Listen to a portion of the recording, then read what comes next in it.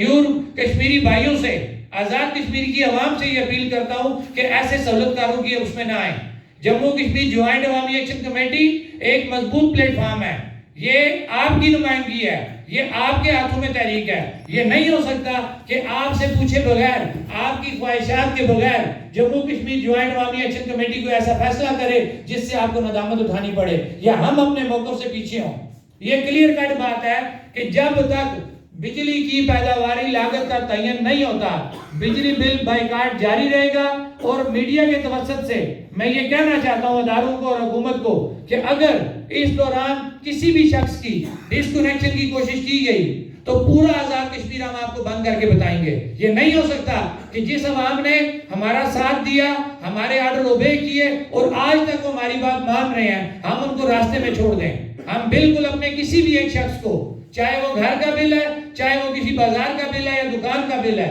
اگر اس نے ہمارے کہنے کے مطابق بل جمع نہیں کرائے، ہم اس کے ذمہ لیتے ہیں۔ میری مراد جموں کشمیر جوائنٹ عوامی ایکشن کمیٹی پورے آزاد کشمیر کے اندر اس کی ذمہ داری لے گی۔ اور جہاں تک مظفر آباد ڈویژن کی بات ہے، یہ ہم لوگ بیٹھے ہوئے مظفر آباد کہ تمام سٹیک ہولڈر جو ہے جموں کشمیر جوائنٹ عوامی ایکشن کمیٹی کے اندر شامل ہیں، وہ چاہے تاجروں کی شکل میں ہے، وہ چاہے ٹرانسپورٹروں کی شکل میں ہے، وہ چاہے سول سوسائٹی کی شکل میں ہے، وہ چاہے کونسل صاحبان کی شکل میں ہے، وکلا کی شکل میں ہے، یا ہمارے جو کونسل صاحبان ہیں یا ہمارے نیشنلسٹ بھائی، میں خاص طور پہ ان کی بات کروں گا کہ پتہ نہیں یہ کیوں ایسی بات سمجھی جاتی ہے کہ نیشنلسٹ کا نام لیا جائے تو آپ کو ایک پریشانی بھی آتی ہے وہ۔ اور میں خاص طور پہ اپنے اسٹوڈنٹ کا ذکر نہ کروں کیونکہ یہ تحریک مظفر آباد کے اندر ہمارے اسٹوڈنٹ نے سٹارٹ کی تھی، اس کے بعد ہماری آپس میں مشاورت ہوئی تو ہم نے یہ زندگی کے جو لائف کے جو 7 بیسک سیگمنٹ تھے ہم نے ان کو اکٹھا کیا اور جب وہ جوائنٹ ایکشن کمیٹی مظفر آباد جو ہم نے اس کا انعقاد کیا۔ ہمارے کوئی ایسے بھائی بھی ہیں جو منہ میاں مٹھو بننے کی بات کرتے ہیں،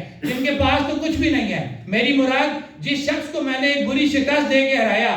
میں اگر ایک مینڈیٹ لینے کے باوجود میں یہ بات کہتا ہوں کہ یہ تاجر، پورے آزاد کشمیر کے تاجر بھی اکٹھے ہو جائیں، یہ مسئلہ حل نہیں ہو سکتا۔ پورے آزاد کشمیر کے ٹرانسپورٹر اکٹھے ہو جائیں، یہ مسئلہ حل نہیں ہوتا۔ پورے آزاد کشمیر کے طلباء اکٹھے ہو جائیں، مسئلہ حل نہیں ہوتا۔ جتنے بھی میں نے کونسلر اکٹھے ہو جائیں، مسئلہ حل نہیں ہوتا۔